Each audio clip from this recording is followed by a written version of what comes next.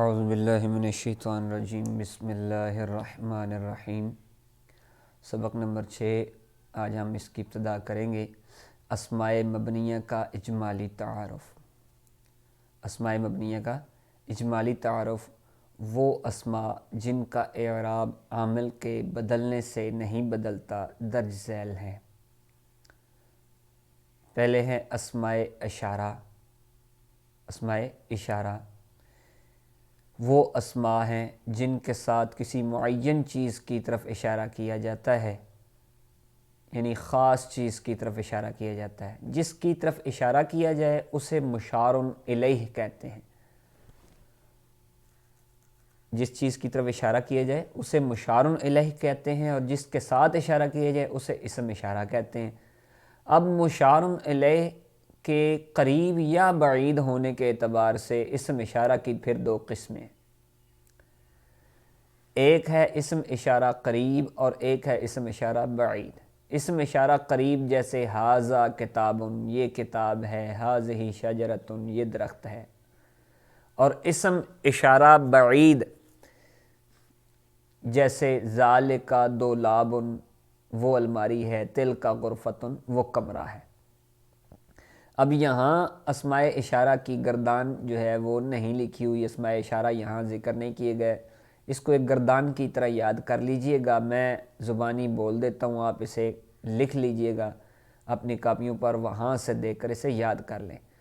ھذا، ھذان، ھؤلاء، واحد تثنیہ جمع۔ ھذا، ھذان، ھؤلاء مذکر کے لیے، اور مونث کے لیے ھذہ، ھاتان، ھؤلاء، یہ مونث کے لیے ھذہ، ھاتان، ھؤلاء۔ اور اسم اشارہ بعید مذکر کے لیے ذالک، ذانک، اولئک، ذالک، ذانک، اولئک مذکر کے لیے۔ مونث کے لیے تلک، تانک، اولئک، یہ واحد تثنیہ جمع کے صیغے ہیں، واحد تثنیہ جمع کے اندر تلک، تانک، اولئک۔ اسے جو ہے اپنی کاپیوں پر نوٹ کر لیجئے تاکہ آپ کو یہ اچھے طریقے سے یاد ہو جائے۔ اس کے بعد آگے ہیں اسماء موصولات۔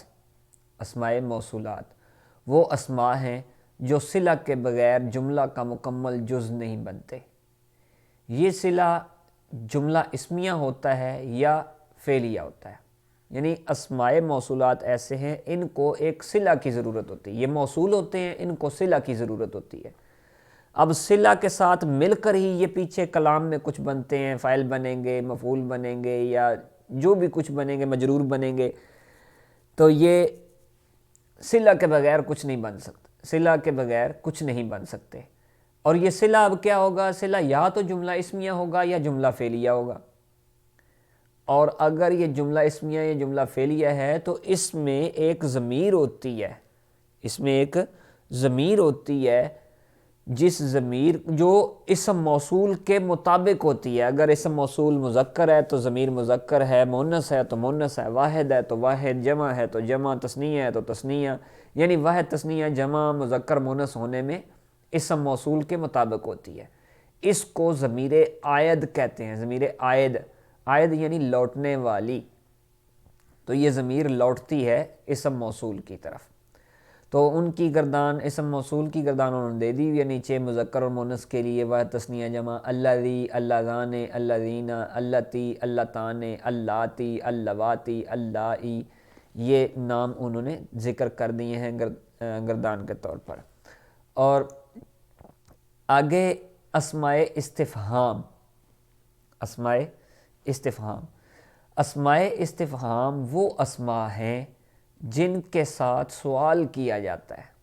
یہ سارے کلمات یہ جو ہم پڑھ رہے ہیں نا، یہ جتنا بھی ہم پیچھے پڑھ گئے، یہ اسماء مبنیہ ہیں، یعنی جو مبنی یا مبنی الاصل کے مشابہ چیزیں ہیں ان کا تذکرہ یہاں اجمالی طور پر ذکر کیا جا رہا ہے، مختصر، آگے تفصیل آگے آئے گی۔ وہ اسماء ہیں جن کے ساتھ سوال کیا جاتا ہے، جیسے این، کہاں، متی، کب، من، کون، ما، کیا چیز، ٹھیک ہے جی۔ جس طرح کہ این انت، تو کہاں ہے، متا کنت تذہب، تو کب گیا، من من انتا، تو کون ہے، ما ہاذا، یہ کیا چیز ہے. ٹھیک ہے جی. اسماء ضمائر وہ اسماء ہیں جو غائب، مخاطب اور متکلم پر دلالت کرتے ہیں، جیسے ہوا، وہ، انتا، تو، انا، میں. اسم ضمیر کی دو قسمیں ہیں. اب یہاں جو ہے اسماء ضمائر انہوں نے اشارتاً ضمیروں کے حوالے دے دیے. اب آگے اس کی دو قسمیں بتائی ہیں، ایک ہے منفصل اور ایک ہے متصل. ضمیر منفصل کیا ہوتا ہے؟ منفصل کا معنی ہوتا ہے جدا. وہ اسم ضمیر ہے منفصل، وہ اسم ضمیر ہے جسے دوسرے کلمہ کے ساتھ ملائے بغیر بولا جائے. اس کی دو قسمیں ہیں، مرفوع منفصل، منصوب منفصل. مرفوع منفصل، یہاں یہ پوری گردانیں لکھی ہوئی، آپ کہیں یہاں سے یاد نہ کر لیجئے گا، یہ گردان پوری نہیں ہے ضمیر مرفوع منفصل کی. آپ تسہیل الصرف کے اندر اس کے شروع کے اندر جو ہے یہ گردان دی ہوئی ہے فاعلی ضمیر ضمیر مرفوع منفصل کی، ان کی گردانیں ساری وہاں مکمل ہیں.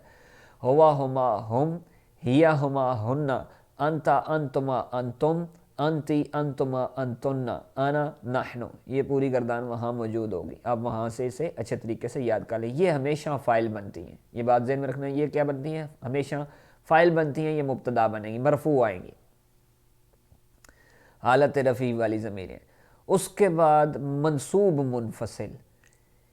منصوب منفصل جو کہ جدا پڑھی جانے والی ہوں، یہ ضمیریں ہیں ایاہو، ایاہما، ایاہم، ایاہا، ایاہما، ایاہن، ایاکا، ایاکما، ایاکم، ایاکی، ایاکما، ایاکنا، ایایا، ایانا. یہاں بھی یہ بھی پوری نہیں ہے، یہ بھی وہاں آپ کو مکمل مل جائے گی، وہاں سے آپ یاد کر لیجئے گا.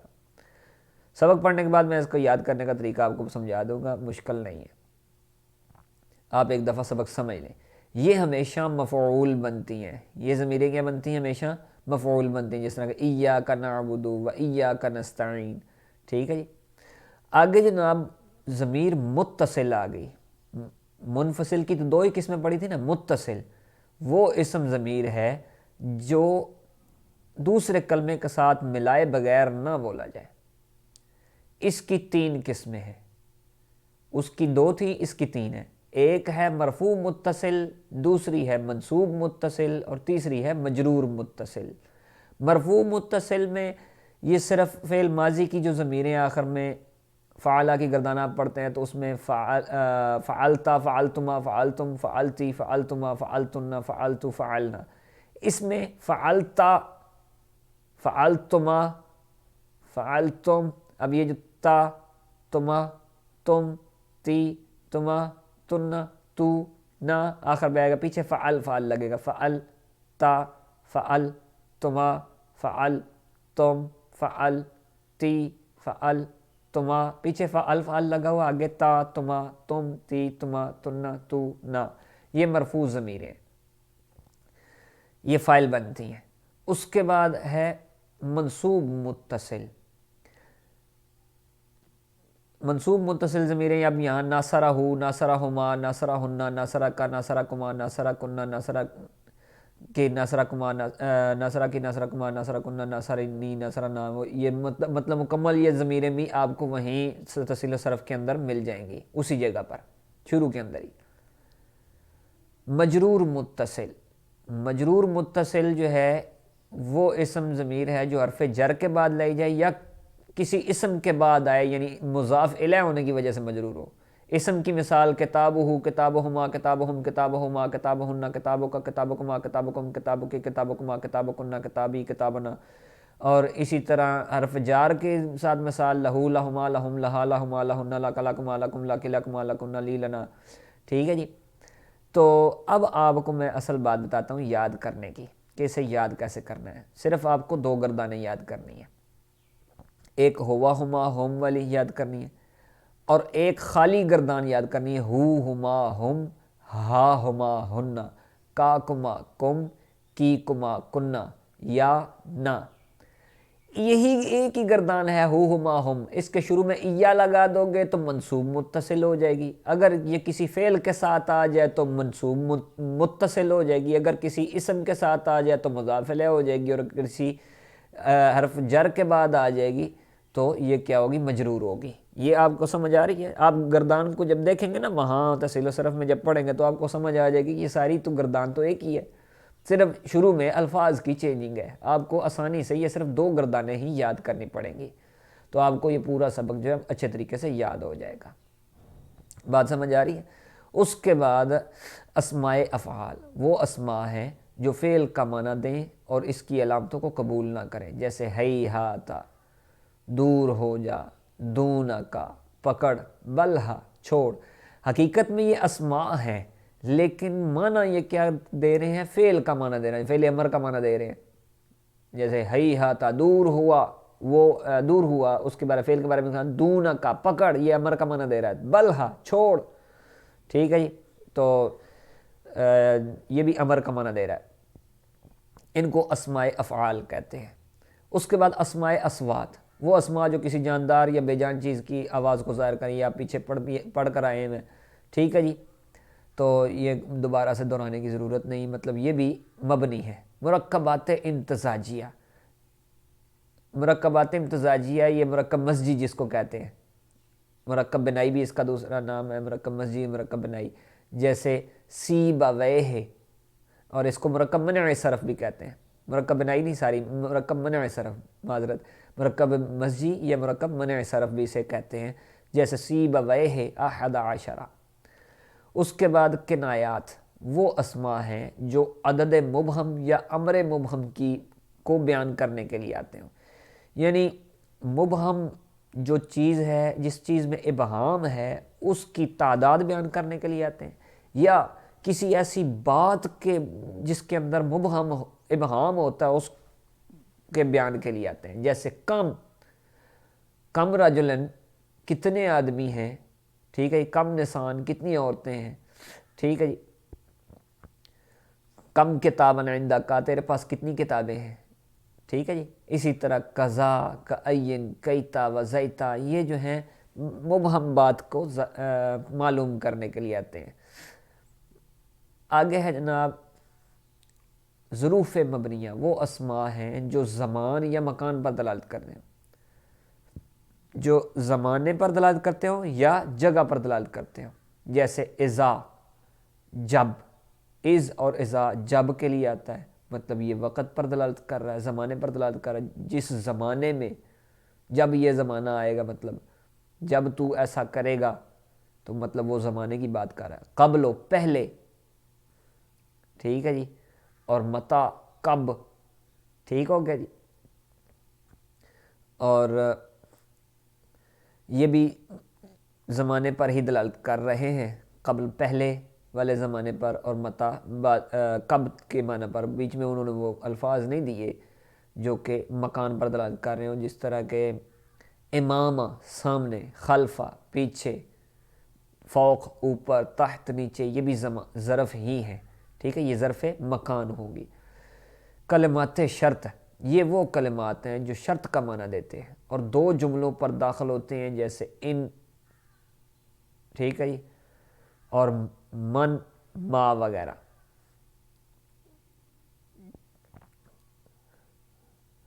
اب یہاں تک یہ سبق ختم ہو گیا۔ اللہ پاک سے دعا ہے کہ اللہ پاک ہم سب کے عمل میں اضافہ فرمائے اور ہمیں سمجھنے کی توفیق عطا فرمائے۔ السلام علیکم ورحمۃ اللہ وبرکاتہ۔